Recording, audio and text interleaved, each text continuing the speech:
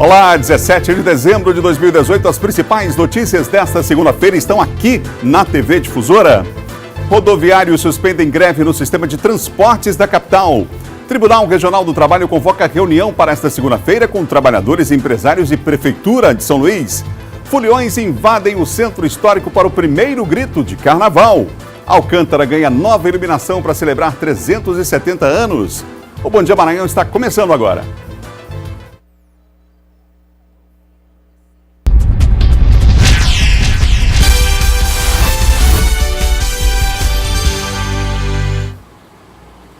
Sete da manhã, um ótimo dia para você, uma boa semana, segunda-feira que está só começando e estamos aqui unindo todo o Maranhão através da informação. Um ótimo dia para você que nos acompanha aí em Imperatriz, em Caxias, em Codó, você que nos acompanha em Balsas, aos amigos da Baixada Maranhense, o pessoal aí acompanhando a gente em São Bento, em Santa Helena, os amigos em Pinheiro. Um ótimo dia, hein? Um dia de muito trabalho, mas que seja um dia, uma semana abençoada para você, para sua família, para todos que nos acompanham aqui pela TV Difusora, tá bom? Já vamos falar sobre vários assuntos. Daqui a pouquinho tem Silvan Alves falando de segurança. Laércio Júnior destaca os assuntos do esporte. Algumas mudanças aí, pequenas mudanças na tabela da Copa do Nordeste, que vem aí a maior competição regional do primeiro semestre, entre outros assuntos, tá bom?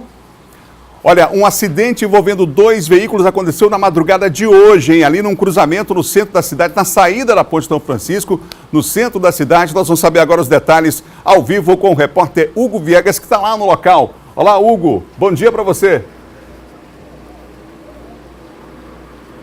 Oi, Adalberto, bom dia para você também, bom dia para todo mundo que está nos acompanhando. Infelizmente, Adalberto, mais um final de semana aí com muitos acidentes registrados na região metropolitana de São Luís. Hoje nós estamos aqui no cruzamento entre a ponte do São Francisco, que o José Antônio vai mostrar para a gente, é uma área bem sinalizada, apesar disso, uma área em que os acidentes se tornaram comuns. Entre a ponte do São Francisco e a Rua do Egito. Exatamente nesse ponto, o Adalberto, mais uma vez durante a madrugada de hoje, nós tivemos um acidente registrado.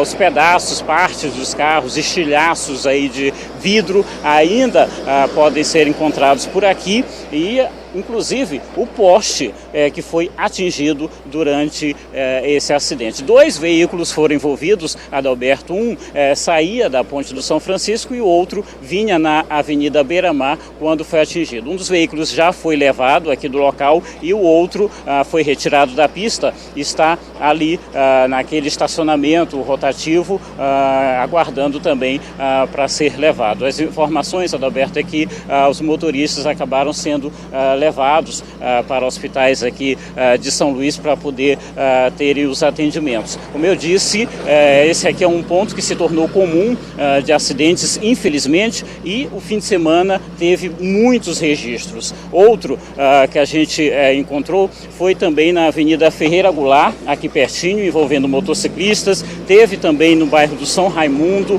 outro na área do Ceprama e também durante o sábado um veículo acabou saindo da pista e indo parar na Maré, mais ali na frente, perto do cais da Praia Grande. Como a gente está vendo, vários estilhaços, pedaços dos veículos, também vidros encontrados ainda por aqui. Um acidente bastante sério e com bastante impacto, infelizmente, e como a gente disse, não é o primeiro, Adalberto. Eu volto com você.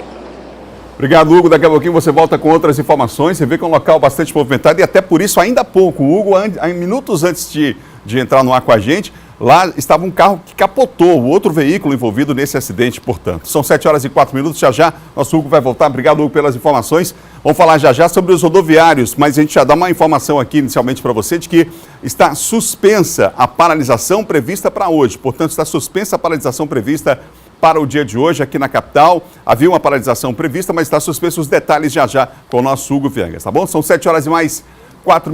Olha, a comunidade da Vila Magril, na zona rural de São Luís, recebeu, nesse fim de semana, uma nova praça para o lazer e atividades esportivas. A entrega faz parte de um conjunto de ações que envolvem Prefeitura e Governo do Estado. E todo o projeto teve a participação popular até a conclusão da obra. A nova área de lazer da comunidade foi entregue graças a uma parceria entre Governo do Estado e Prefeitura de São Luís. São mais de 1.700 metros quadrados, com uma quadra poliesportiva, parquinho, aparelho de ginástica e área verde. O trabalho faz parte de um conjunto de ações desenvolvidas na zona rural da cidade. O conjunto de ações que o governo do estado está fazendo nas intervenções em São Luís e entornos, aqui a 10ª obra que nós estamos já entregando, né? O povo está acolhendo bastante, né? É uma zona rural que não tem muita estrutura, uma zona rural que não tem um lazer, não tem um esporte, e vem proporcionar para eles aqui, né? Então é muito bom, isso aqui é uma parceria também com a Prefeitura do município de São Luís, e é um momento importante de desenvolvimento. Todas as ações foram discutidas previamente com a comunidade. Só depois da proposta aprovada, a obra foi concluída. Este equipamento público importante, principalmente para a prática do esporte. E eu acho mais importante ainda essa parceria que se dá entre Prefeitura de São Luís, Governo do Estado, através dos nossos órgãos de apoio, tanto da Agência Metropolitana, quanto da Secretaria de Obras do município, enfim. Eu acho que quem ganha com isso é a população. A nova Praça da Vila Magril ficou lotada para a inauguração. As crianças trataram logo de estrear os brinquedos e os adultos também aprovaram a iniciativa. Bom para nós demais isso aqui, viu? Estava esperando fazer, ela não esperar essa praça sair aqui para nós aqui. Precisamos, porque tem tanta criança, né? Todos nós precisamos, principalmente as crianças que não tem para onde, né? Se não for em casa, pulando aí na rua, então vindo para cá, ele está brincando, está se divertindo, fazendo exercício, isso é maravilhoso. Muito bom, eu trouxe umas amigas, né? Aí elas me convidaram, então vamos lá conhecer a praça. Muito bom mesmo, viu? Vocês estão de parabéns, viu? Silvan Alves já está aqui no estúdio do Bom Dia, já vai trazer os principais assuntos da área de segurança, mas agora confira o nosso giro de notícias. Começa hoje a Operação Rodovida, que reúne esforços de diversos órgãos públicos da União, estados e municípios, com o objetivo de reduzir a violência no trânsito. A operação acontece em 2 etapas. A primeira vai até o dia 31 de janeiro de 2019, voltada às festas de fim de ano e o período das férias. E a segunda etapa terá início dia 22 de fevereiro e vai até o dia 9 de março, quando se encerra o período do Carnaval. A Comissão Mista de Orçamento do Congresso Nacional aprovou o aumento do salário mínimo. A partir do dia 1º de janeiro de 2019, passa de R$ 954 para R$ 1.006, aumento de 5,45% sobre o atual salário mínimo. Essa é a primeira vez que o valor fica acima de R$ 1.000. O valor estava previsto desde agosto, quando o governo enviou ao Congresso Nacional a proposta. O Maranhão vai coletar DNA de presos com saída temporária no Natal. Cerca de 700 internos dos regimes fechado e semiaberto do Maranhão terão direito à saída temporária decorrente do indulto de Natal concedido pela Justiça Estadual. Começou ontem a coleta de DNA para garantir medidas de prevenção ao crime e maior taxa de retorno. O trabalho será feito pelo Instituto de Genética Forense. Os dados dos presos vão para o Banco de Dados de Perfis Genéticos.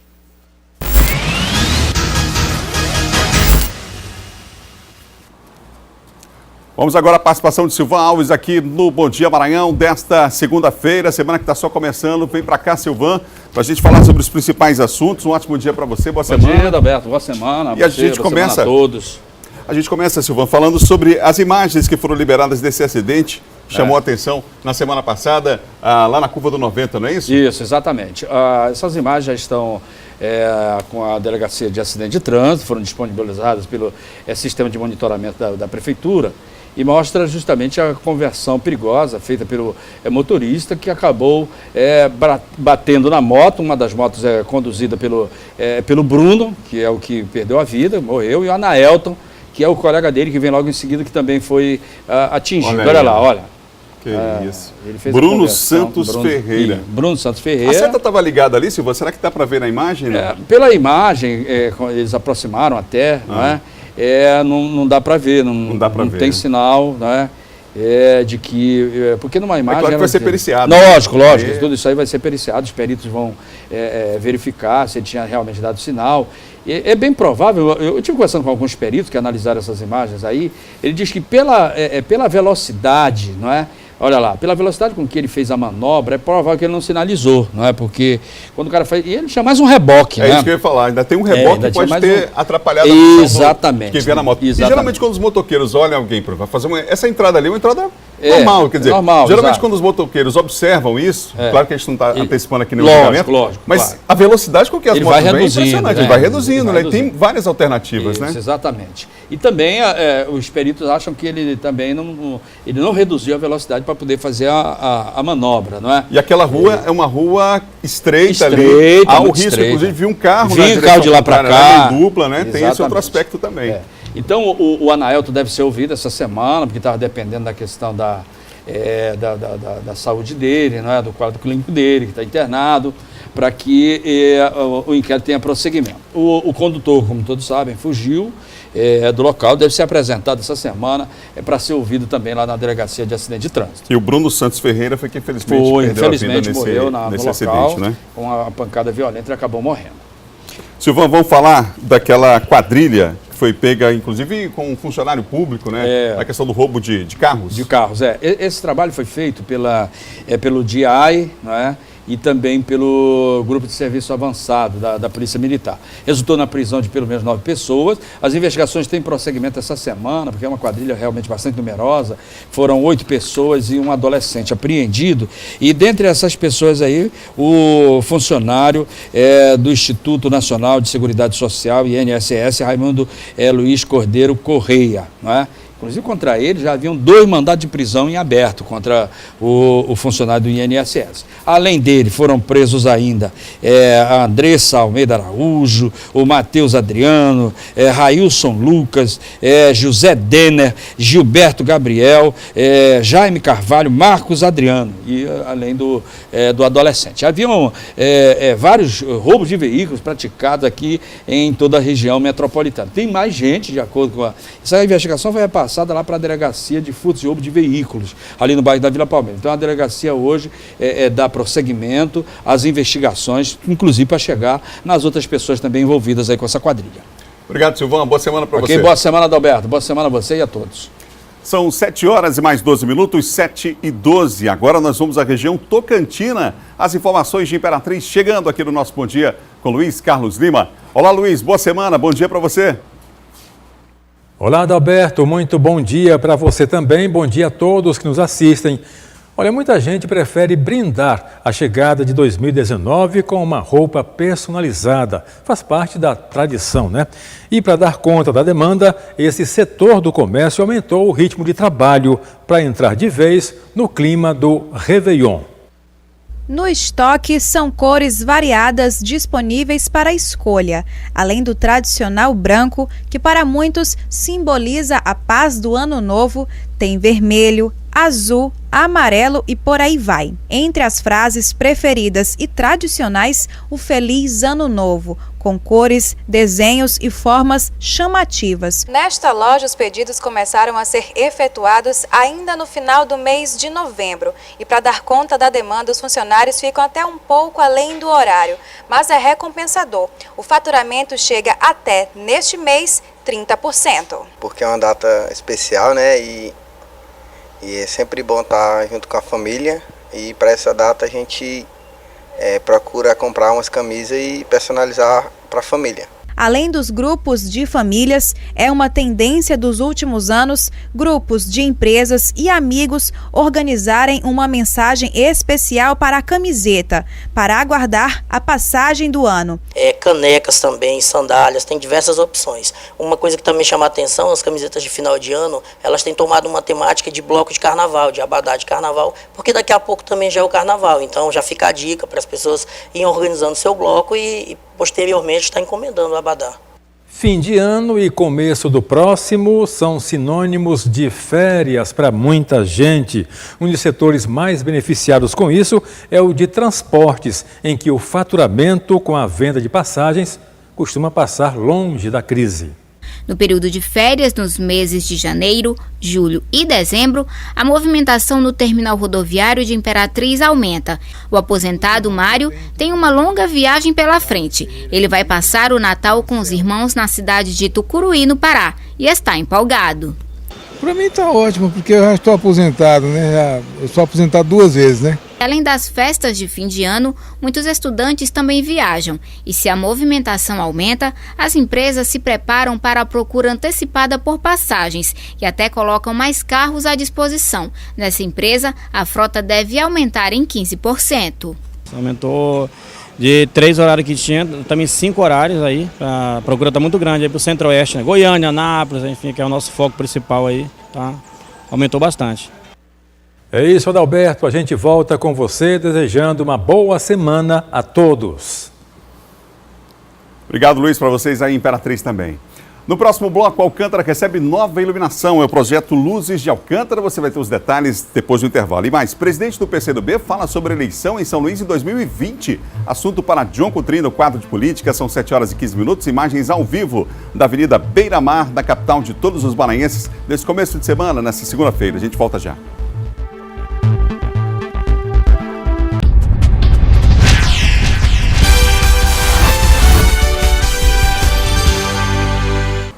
Estamos de volta com o Bom Dia Maranhão, ao vivo para todo o estado. São 7h19. Você sabia que Alcântara está brilhando ainda mais? É que na cidade foi lançado um projeto de eficiência energética que vai promover a modernização do sistema de iluminação das áreas urbanas e do centro histórico, além de promover a iluminação artística de alguns monumentos históricos, né? Para falar mais sobre o projeto Luzes de Alcântara, eu recebo aqui no estúdio o Luiz Carlos Cardoso, que é executivo de comunicação da SEMAR. Luiz, bom dia. Bom dia, Adalberto. Bom dia a todos e a todas. Luiz, vamos falar desse projeto, que é inclusive uma parceria, aí tem a participação inclusive do IFAM, né? A gente está falando de uma cidade patrimônio da humanidade, né? Que é Alcântara, enfim, com toda a sua beleza, toda a sua riqueza arquitetônica. E agora está brilhando realmente mais, como eu falei ainda há pouco? A SEMAR tem trabalhado sem parar para ser uma empresa cada vez melhor para você e para todos os maranhenses. E, nesse sentido, ela elaborou um projeto de eficiência energética junto à ANEEL, e nós iniciamos esse trabalho lá em maio, e com a iluminação da igreja Nossa Senhora do Carmo, que ficou bem mais bonita, bem mais iluminada. E ao longo desses meses nós executamos esse projeto, que envolveu aí a substituição de mais de 500 lâmpadas nos principais monumentos históricos e nas principais ruas. O objetivo principal foi substituir aquelas lâmpadas de vapor de sódio, vapor de mercúrio, por lâmpadas de LED que são mais eficientes e dão mais brilho. As pessoas que estiverem, por exemplo, aqui em São Luís, na litorânea, em dias em que não esteja nublado, ela vai perceber que a posição de Alcântara está mais brilhante. Já dá para perceber daqui de São Luís. Isso. E o que é mais vantajoso é que essas lâmpadas, elas têm uma durabilidade maior, elas iluminam muito mais e valorizam aqui esses monumentos históricos, né, importantes para o patrimônio cultural brasileiro. A gente está vendo imagens, Luiz, lá da cidade de Alcântara, imagens também a gente mostrou ainda há pouco do antes e do depois do projeto. E esse cuidado, por exemplo, com a questão da iluminação dos pontos turísticos, digamos assim, desses monumentos, né? Essa iluminação não é iluminação qualquer, né? Há um cuidado, um zelo, inclusive por isso a participação até do IFAM também? Exatamente isso, por causa da característica da cidade, o IFAM nos apoiou muito, a equipe técnica do IFAM aqui no Maranhão, e a parceria com a prefeitura também foi fundamental. Nós discutimos, inclusive, a possibilidade de colocar características que evitasse o vandalismo, por exemplo, o furto dessas lâmpadas. Inclusive, assim, se porventura alguém furtar uma das lâmpadas que estão nos lampiões, ela não serve para usar em casa. O bocal, a característica dele, ele só serve para aquele elemento. Se a pessoa levar para casa, ela não vai servir em casa. Então, o importante é que a população de Alcântara e as pessoas que visitem Alcântara possam preservar essa iluminação que foi feita assim por dezenas de trabalhadores, de engenheiros e técnicos eletricistas que se empenharam bastante para valorizar ainda mais a cidade de Alcântara, que com certeza atrairá até muito mais turistas para que possam pernoitar. As noites de Alcântara agora elas estão mais brilhantes. E esse projeto tem continuidade, Luiz? Como é que funciona isso em Alcântara especificamente? Ele já terminou agora em dezembro, continua no começo do ano que vem? Como é que funciona? Já, nós concluímos, entregamos Alcântara no último sábado, até como um presente pelos 370 anos de aniversário de Alcântara, e agora nós iremos ampliar para outros municípios. Provavelmente nós deveremos confirmar Rosário, Araiose, Barra do Corda e algumas outras cidades. Em média, 9 cidades deverão ter esse projeto de eficiência energética. Nós estamos só validando com a Agência Nacional de Energia, porque todo projeto de eficiência energética, ele necessariamente precisa de uma autorização da Agência Nacional de Energia Elétrica, porque, Adalberto, esse recurso representa 1% da receita líquida do exercício anterior que as distribuidoras precisam investir em programas de eficiência energética. A SEMAR já faz a substituição de geladeiras velhas por geladeira nova, troca de lâmpadas velhas por lâmpadas de LED, e agora nós estamos ampliando para a iluminação pública de algumas cidades, no sentido de tornar essa iluminação mais eficiente e, de uma certa forma, dar mais segurança, porque a iluminação pública é um fator de segurança. A gestão é das prefeituras, a responsabilidade pela iluminação pública, mas a SEMAR faz essa parceria para que, além da iluminação se tornar mais eficiente, nós estamos contribuindo para a redução. No caso de Alcântara, a redução é de 54%, ou seja, 217 megawatt-hora de energia por ano. Isso representa uma economia de R$40 mil por mês na conta da iluminação pública da Prefeitura de Alcântara, que com certeza eles vão também otimizar esse recurso que vai estar disponível no caixa da Prefeitura. E essa melhora do sistema público não traz nenhum valor a mais na conta do cidadão que está acostumado a pagar sua conta de energia na cidade, né? Não há uma relação direta em relação de maneira alguma. De maneira alguma. Pelo contrário, a iluminação, ela é cobrada na forma da lei, cada município define os valores, eles são lançados na conta de energia, no final de cada mês a SEMAR repassa para as prefeituras. Logicamente que a partir daí a prefeitura tem a oportunidade de fazer alguns exercícios e quem sabe até reduzir, se for o caso, o valor que é cobrado a título de contribuição para a iluminação pública que vem na conta de energia. Luiz, obrigado pela entrevista aqui no Bom Dia, falando sobre um assunto tão importante e confirmando que esse projeto não fica só em Alcântara. Que boa notícia, porque vai para outras cidades também. Bom, a SEMAR agradece, se coloca à disposição. Lembrando que amanhã tem cadastro para troca de geladeira em 2 cidades maranhenses. E aí, na edição de amanhã, a gente disponibiliza o nome dessas 2 cidades que terão aí a troca de geladeira velha por geladeiras novas. Obrigado mais uma vez. Olha, repórteres e apresentadores da TV Difusora foram homenageados pelo Tribunal Regional Eleitoral do Maranhão durante evento que marcou os 86 anos de instalação da Justiça Eleitoral aqui no estado. O TRE optou por comemorar o aniversário de 86 anos de sua instalação de uma maneira diferente, prestando homenagens a colaboradores da entidade. O auditório da Casa da Democracia foi palco da festa onde servidores, magistrados, autoridades do Estado e imprensa receberam medalhas e certificados de reconhecimento. É muito gratificante porque tem um testemunho da imprensa comprometida com a verdade, que são vocês todos. Vocês nos ajudaram muito em relação às notícias falsas, às conhecidas fake news. Se vocês verificarem, fizeram uma retrospectiva, foram raríssimos casos de fake news oriundos aqui do nosso estado. Porque o eleitor confiou na imprensa. Eu sempre dizia, querem saber se a notícia é falsa? Escute a imprensa comprometida com a verdade. As homenagens começaram com a entrega das medalhas do mérito eleitoral ministro Arthur Quadros Colares Moreira, entregues aos juristas e aos comandantes da Marinha, Exército, Aeronáutica, Corpo de Bombeiros e Polícia Militar do Maranhão. Na categoria imprensa, a TV Difusora ganhou destaque pela impecável cobertura nas eleições de 2018. Pelo menos 6 jornalistas foram prestigiados. A ideia é ressaltar a importância destes profissionais para a sociedade maranhense. Um dos homenageados foi o apresentador Geisael do programa Na Hora D, que fez um resgate do intenso trabalho da equipe difusora para o bom resultado na cobertura das eleições. Primeiro, é importante destacar o trabalho da TV Difusora na cobertura das eleições, sob direção da nossa diretora de jornalismo, e eu preciso também estender essa homenagem a Fernanda Fernandes, diretora do Na Hora D, sem ela na direção, pautando esse tipo de assunto, esse tipo de discussão, a gente não estaria hoje aqui recebendo essa homenagem do Tribunal Regional Eleitoral, e é importante esse reconhecimento porque dá um gás para que a gente possa continuar esse tipo de trabalho na emissora e no programa. Os repórteres Ciro Mineiro e Geice Gomes também participaram das premiações e receberam a homenagem com a sensação de dever cumprido. Para nós que recebemos hoje essa homenagem individualmente, é muito gratificante. É como você disse, é um reconhecimento acima de tudo, mas também é um incentivo para que a gente permaneça na nossa profissão, realizando a nossa atividade com muita dedicação e principalmente em momentos tão importantes como esse,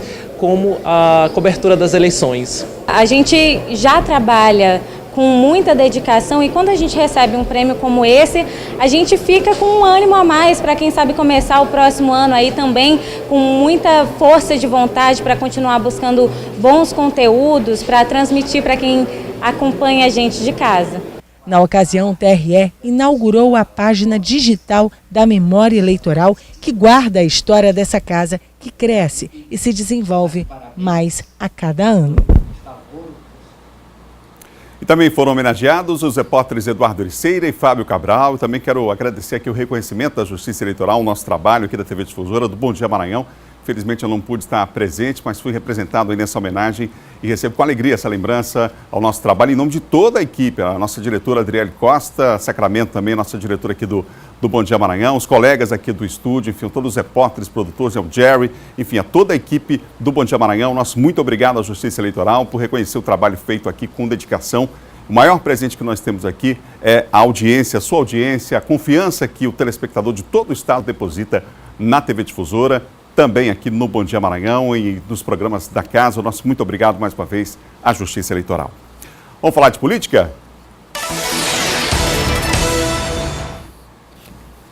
Agora com o John Coutrin, comigo aqui no estúdio. John, um ótimo dia para você, boa semana, viu? Boa semana, Alberto, boa semana a todos. John, vamos começar falando sobre o Bolsonaro, que diz que não vai convidar algumas autoridades aí para posse, não é? Não são bem-vindos o Maduro e também Cuba, portanto, não participa da cerimônia de posse do Bolsonaro? Ele convidou e depois desconvidou. Primeiro, era melhor não ter convidado. Melhor não ter convidado. O cerimonial, Adalberto, enviou convite para todos os presidentes aí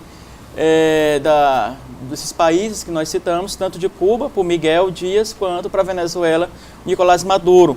Convidou, como de praxe, depois do cerimonial enviar o convite, ele acabou desconvidando num gesto de descortesia.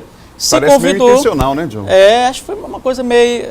no governo Bolsonaro, um fala uma coisa, depois outro desmente. O próprio filho fala, por exemplo, ontem falou, numa entrevista ao jornal O Globo, que era necessário um plebiscito para discutir a questão da pena de morte no país. Depois ele, horas depois, deu uma outra entrevista dizendo que, enquanto for o governo dele, não será se discutido esse assunto, porque não foi tratado durante a campanha. Então, isso foi muito ruim, até porque, Adalberto, em relação à questão desses dois países, que ele convidou e desconvidou, além, claro, das diferenças ideológicas, até nós avaliamos que há essas diferenças ideológicas do governo dele com o governo da Venezuela e de Cuba, mas elas são nações amigas, e nações amigas há relações comerciais. O Brasil tem relações comerciais com Venezuela, com Cuba e vice-versa, e é necessário que isso seja mantido. Não criar esse clima de guerra com o país, apesar das discordâncias com seus líderes. Então ficou muito feio o Jair Bolsonaro adotar esse tipo, essa prática aí, num gesto aí nada diplomático em relação às nações amigas e vizinhas da Venezuela e Cuba. E claro, em relação à questão da pena de morte, o Eduardo Bolsonaro falou do plebiscito, mas ele precisava entender que isso é uma cláusula pétrea da Constituição, não pode ser mudada. Então, apesar de plebiscito, de colocar ali uma exceção em relação a casos de desertores e colocar uma outra exceção, uma outra cláusula, isso tem que ser debatido bastante, não pode ser de uma hora para outra. Eu entendo que o presidente está correto, ele não tratou disso, não prometeu isso em campanha e não pode agora colocar essa discussão de pena de morte no governo dele.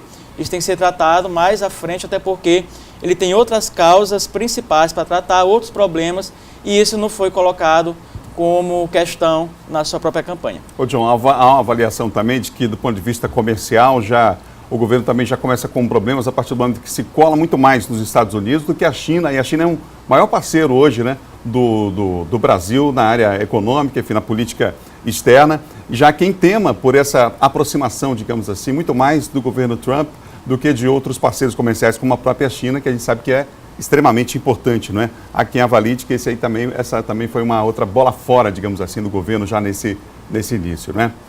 John, agora o presidente do PCdoB, vamos falar da nossa política local aqui, ele fala sobre a eleição aqui em São Luís em 2020, convocou uma entrevista coletiva e esse assunto, claro, não ficou de fora da pauta, né? Não ficou, Adalberto, não ficou, porque está se antecipando, já começa a se antecipar o debate para as eleições da Prefeitura em São Luís. E o Márcio Gerra utilizou o Twitter e falou o seguinte, pontuou 3 coisas, Adalberto. Primeiro, que quem conduzirá a sucessão do prefeito Edivaldo Holanda Júnior é o governador Flávio Dino e o próprio prefeito Edivaldo Holanda Júnior. Ou seja, são os 2 líderes, tanto Flávio quanto Edivaldo, eles conduzirão a sucessão dele em 2020. O segundo ponto é que isso será discutido nas instâncias do próprio PCdoB com partidos aliados e segmentos sociais. Até então, Adalberto, não há nenhum nome do partido lançado. Ao contrário do que se fala, o PCdoB tem candidato A, tem candidato A, B, C, o próprio Márcio Gerra, que é o presidente estadual do partido, disse que não há nenhum candidato ainda posto pelo partido. Isso será discutido no momento certo, debatido nas instâncias interiores do próprio partido e com os partidos aliados e com segmentos sociais. E o terceiro ponto que ele disse é que, apesar de o PCdoB não ter nenhum partido, todos têm legitimidade, claro, para disputar a Prefeitura de São Luís em 2020.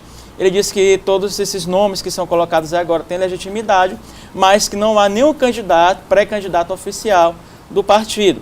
É interessante avaliar, Adalberto, que o PCdoB e o PDT são partidos aliados. O PCdoB é o partido do governador Flávio Dino e o PDT é o partido do Edivaldo e do senador Everton. Então são eles que estarão à frente dessas articulações visando a Prefeitura de São Luís em 2020, claro, dos demais 216 municípios em que haverá as eleições municipais. Portanto, ainda é muito cedo, apesar de se cogitar vários nomes, aí já de se discutirem vários nomes, faz parte da política. E, claro, outro detalhe interessante é que 2020 está atrelado a 2022. É interessante que o próprio Flávio, o governador Flávio Dino, o senador Everton, que é do PDT, esses partidos, eles trabalham o nome para estar aí ligado a 2022 e possa também fazer o próprio sucessor do Flávio. Há uma discussão aí de que o Brandão possa ser o sucessor, já que ele vai ficar no cargo. Se o governador Flávio Dino disputar as eleições, tanto para presidente da República quanto para senador, se isso for a vontade dele e a conjuntura favorável, o Carlos Brandão aí ficará no cargo de governador, ele assumirá e pode conduzir aí a sucessão.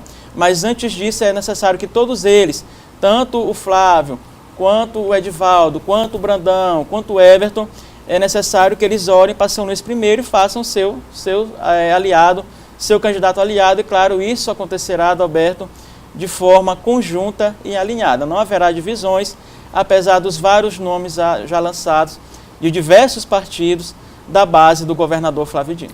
Ô, João Coutrinho, amanhã promete ser uma terça-feira bastante movimentada, né? O Tribunal Regional Eleitoral já anunciou que está tudo pronto para a cerimônia de diplomação dos eleitos? Tudo pronto, 98 serão diplomados amanhã nessa solenidade. A solenidade, Adalberto, acontecerá às 16 horas no Centro de Convenções Pedro Neiva de Santana. O que acontece? Desses 98 que serão diplomados, estará o governador, o vice-governador, o governador Flávio Dino, o vice-governador Carlos Brandão. Será diplomado o Everton e a Elisiane, seus respectivos suplentes, 18 deputados federais, os primeiros e segundos suplentes da coligação e do partido, e também os 42 deputados estaduais, primeiro e segundo suplente da coligação dos partidos. Ou seja, essa solenidade, a diplomação é um rito que acontece, que autoriza o eleito a tomar posse, já que teve as suas contas analisadas e aprovadas pelo Tribunal Regional Eleitoral. Portanto, eles estão aptos para assumir os seus mandatos. Por isso, a diplomação é um rito para isso. Então, isso acontece amanhã. Será uma solenidade bastante prestigiada e deve contar, claro, com a grande grupo político, classe política do Estado, nessa solenidade, nesse ato que acontece amanhã às 4 horas, no Centro de Convenções Pedro Neves de Santana. Obrigado, John. Um ótimo dia para você. Amanhã a gente se encontra. Até amanhã, Adalberto. E hoje, às 18 horas, no Ponto e Vírgula. Ponto e Vírgula, na Difusora FM, 6 da tarde. Obrigado, John. São 7 horas e mais 37 minutos e você ligado aqui no Bom Dia Maranhão. No próximo bloco, o rodoviário suspendem greve TRT, convoca audiência e mais. Vamos falar de esporte com o Laércio Júnior, porque o final de semana foi de trilha na Raposa. Vamos falar ainda da Copa do Nordeste, tudo isso já depois do intervalo. E tem Imperatriz se preparando já para a Copa do Brasil. Imagens ao vivo nesse momento do bairro da Areinha, Avenida Vitorino Freire, aqui na capital maranhense. Nós voltamos já.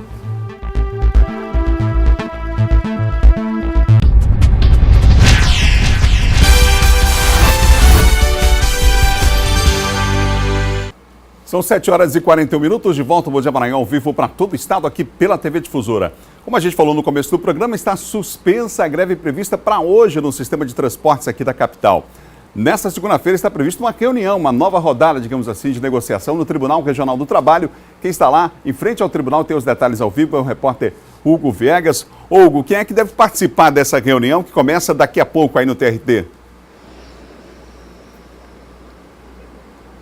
O Adalberto, foram convidados os representantes dos rodoviários, também das empresas e da Prefeitura de São Luís. Essa reunião está prevista para daqui a pouquinho, às 9 horas da manhã, aqui na sede do Tribunal Regional do Trabalho, aqui na capital, fica no bairro da Areinha. Por conta disso, Adalberto, quem estava em casa aguardando a informação para poder seguir para os seus compromissos, se tinha ônibus ou não, a boa notícia, a greve dos rodoviários acabou sendo suspensa por conta dessa reunião marcada para amanhã de hoje. Mas o Sindicato dos Rodoviários não descarta a paralisação, não descarta retomar esse movimento de greve. Diz que tudo vai depender dessa reunião que vai ser organizada para daqui a pouquinho, Adalberto. Lembrando que os rodoviários, eles estão no impasse aí com os empresários com relação a questões do plano de saúde, do plano odontológico, também dos próprios salários, além do que eles denunciam que seria o fim da função de cobrador, o que a categoria diz que não aceita de forma alguma. Então, para a população, para quem depende aí do transporte público, para seguir o seu dia, só resta aguardar. Pelo menos por hoje, tem ônibus sim, Adalberto. Obrigado, Hugo. Está aí, Hugo, portanto, em frente ao Tribunal Regional do Trabalho. Daqui a pouquinho começa essa reunião importante, essa audiência envolvendo empresários, trabalhadores, também a Prefeitura. Com a participação do Ministério Público, não foi possível chegar a um acordo. Foram várias reuniões que já aconteceram até agora. Quem sabe com a intervenção aí do Tribunal Regional do Trabalho, a coisa não se resolve. É isso que a gente fica torcendo aqui para evitar aí que várias pessoas, milhares de pessoas sejam prejudicadas, aquelas que utilizam o sistema de transportes aqui na capital. São 7 horas e 43 minutos, vamos mudar de assunto. Agora a gente vai falar de esporte.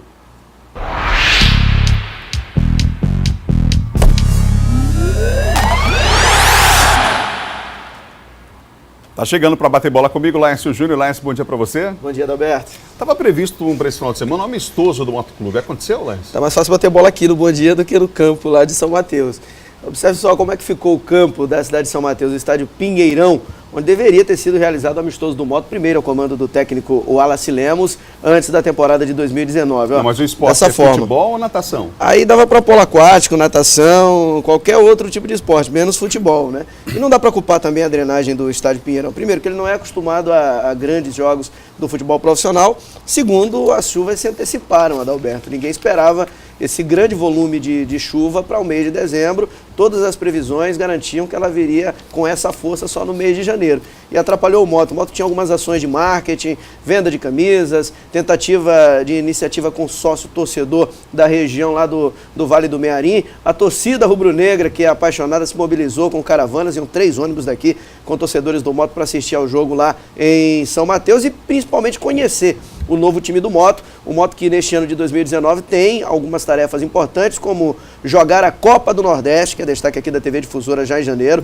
Daqui a exatamente um mês, o Moto vai estrear na competição diante do Altos do Piauí e lá, nesse jogo, é que vai começar a temporada para o Papão do Norte, que em menos de uma semana, Adalberto, tem 2 partidas espetaculares. O choque com o campeão do Piauí, o Altos, no dia 16, e no dia 19 enfrenta nada mais, nada menos que o Vitória da Bahia. numa prévia daquilo que será o confronto entre as duas equipes na Copa do Brasil, né? E até que ficou interessante porque esse jogo da Copa do Nordeste é lá na Bahia. O da Copa do Brasil, em jogo único, será aqui em São Luís. Já que a gente está falando de Copa do Brasil, vamos falar do Cavalo de Aço, que está empolgado para essa competição, não é por menos, é uma competição importante. Competição importante e pega um adversário que tem condições totais de passar.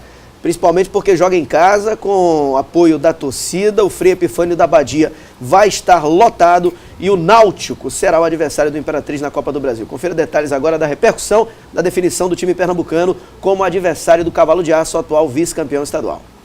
O sorteio dos duelos foi realizado pela Confederação Brasileira de Futebol, entre os confrontos Imperatriz e Náutico. E por ter sido vice-campeão maranhense, conseguimos uma vaga para a Copa do Brasil.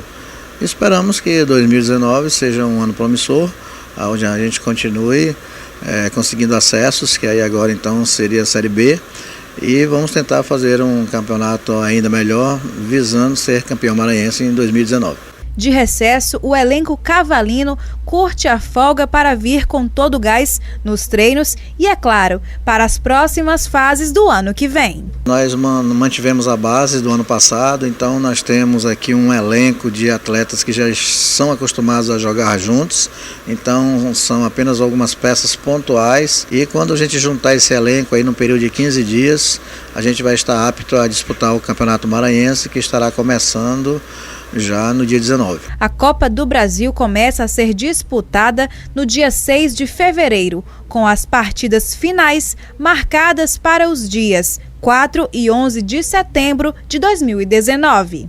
A primeira fase acontecerá em um jogo único. A disputa será no campo do time que estiver pior ranqueado. O time adversário vai jogar por um empate. Na segunda fase, continua o esquema de jogo único e o mando do campo será definido depois de um sorteio. Em caso de empate, a disputa será definida nos pênaltis. Já na terceira fase, será no esquema mata-mata em jogos de ida e volta. Pois é, tem que vencer. Joga em casa é um formato que muita gente critica da Copa do Brasil, mas eu não critico, porque o melhor ranqueado ele tem que ter um benefício. Já não vai jogar com o apoio da torcida. Um jogo que é rentável, principalmente para a equipe mandante. Então, no mínimo, tem a vantagem do empate que só vale para essa primeira fase. A partir da segunda, a equipe que vencer leva, mas continua com o confronto único.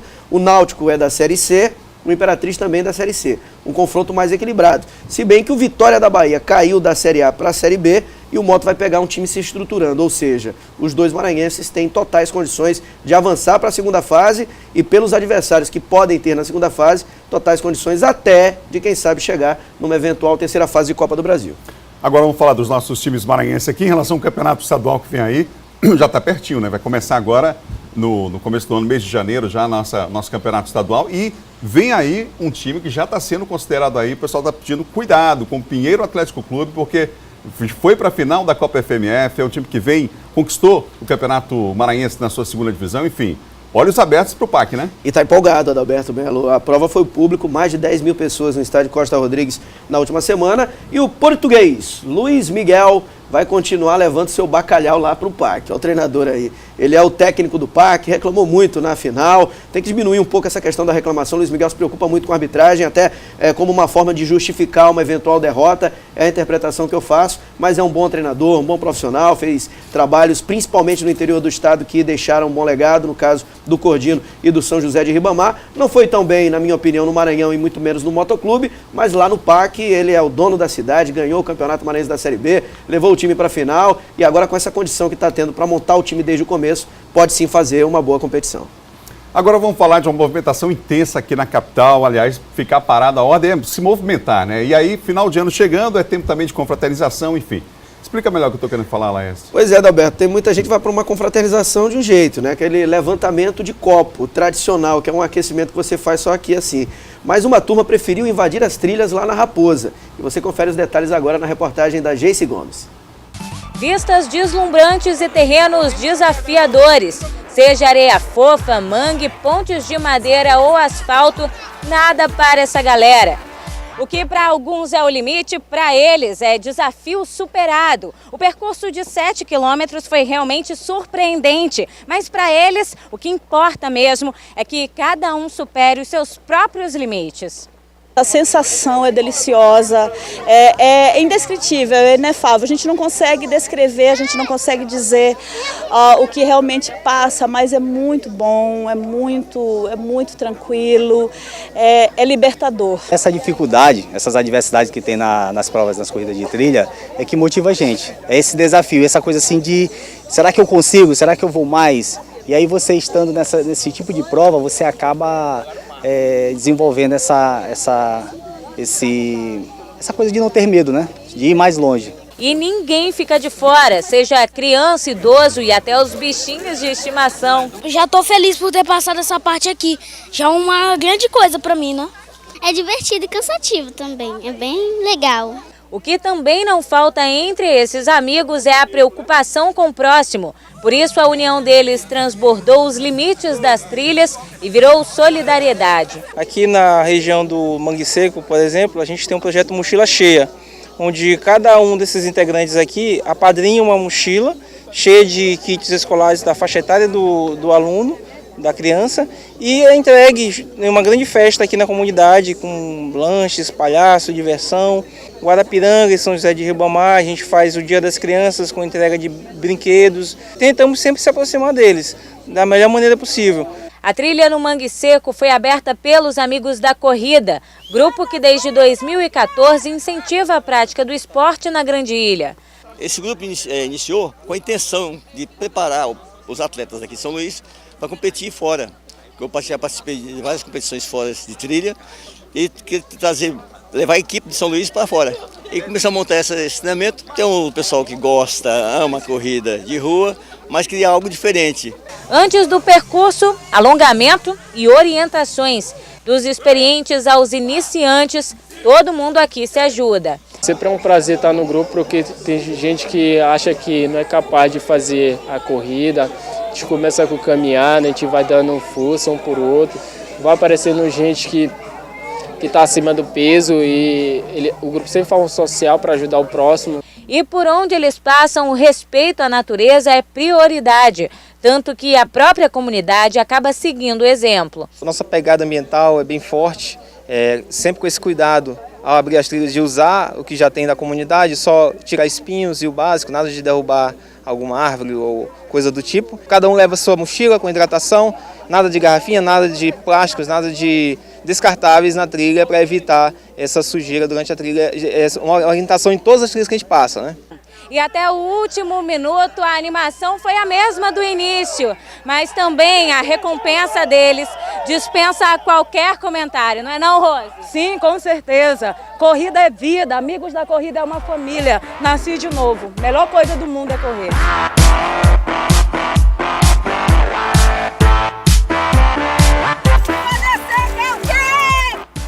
Vamos lá, vamos montar uma equipe do Muito Bom Dia legal, Maranhão, hein? né, Adalberto? Da difusora toda, está convocada já. Esse ano, inclusive, vem novidade por aí, a gente fala depois para vocês em detalhes. Esse tipo de prova tem que ter o apoio, com certeza, de todos nós, né? Acabar com o sedentarismo, enfim. Saúde em primeiro lugar, o esporte é fantástico. Vamos avançar.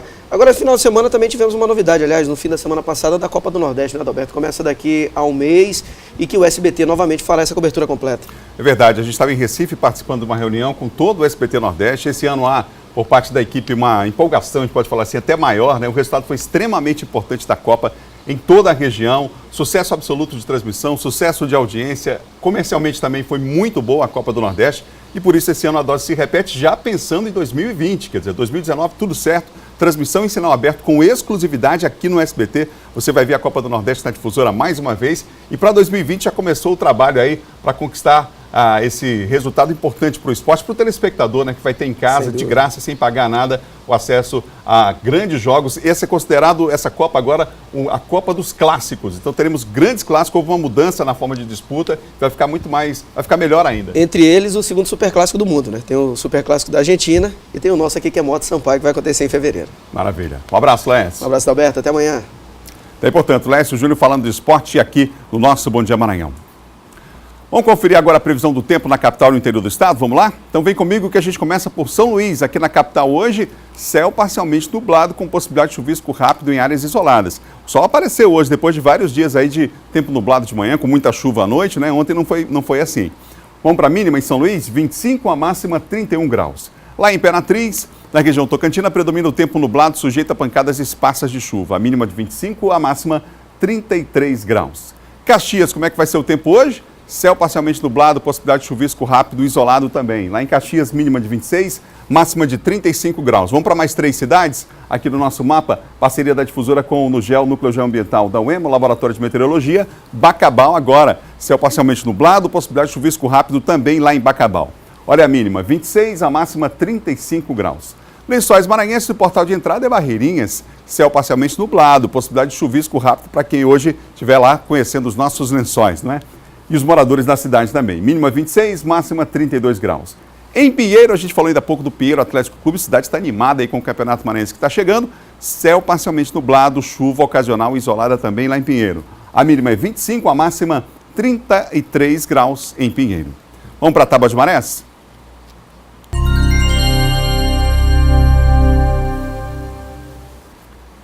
Vamos lá, Tábua de Marés, às 2h13 da madrugada, 4,9 metros. Daqui a pouquinho, 8h13, hein? Maré baixa, 1,6 metros.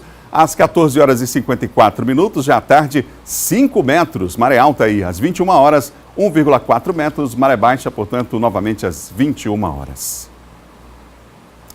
Gente, o Natal ainda nem chegou, não é? Mas já é carnaval em São Luís, é isso mesmo. Nesse fim de semana, um bloco levou muita gente para o centro histórico no primeiro grito de carnaval da ilha. Vamos ver como é que foi.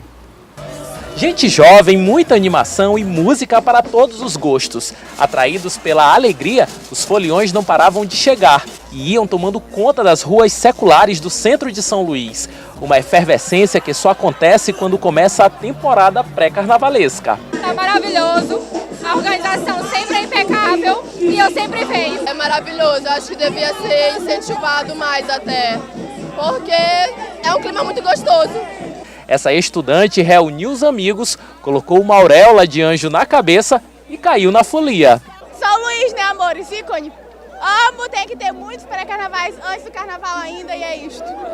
Como já é pré-carnaval em São Luís, mas ainda estamos às vésperas do Natal, o Matias e as amigas vieram de Renas, só para lembrar que aqui rola muita paz, amor e, claro, espírito natalino. O pré-carnaval começou mais cedo e a gente tá aí para curtir, né? Que seja na paz. Sempre com amigo é mais tranquilo, é mais divertido ficar na folia. A festa, que marcou o primeiro grito de carnaval em São Luís, começou ainda de dia e se estendeu por todo o domingo. Essa foi a primeira vez que a Fábrica de Artes Cara de Onça, em parceria com o bloco Só Safados, organizaram uma festa pré-carnavalesca em pleno centro histórico da cidade. E pela quantidade de pessoas, dá para ver que o sucesso foi absoluto. A organização pretende levar a festividade até o carnaval. Todos os anos a gente faz as prévias, o bloco já tem 10 anos, está completando 10 anos hoje. A gente espera que a temporada de carnaval vai ser nesse naipe. Juventude no centro histórico, curtindo aqui, ocupando esse espaço. Você vê como é que tá, todo mundo brincando numa boa, na parceria, amor ao coração, em Deus em primeiro lugar é que nos está dando força pra gente fazer essa brincadeira aí.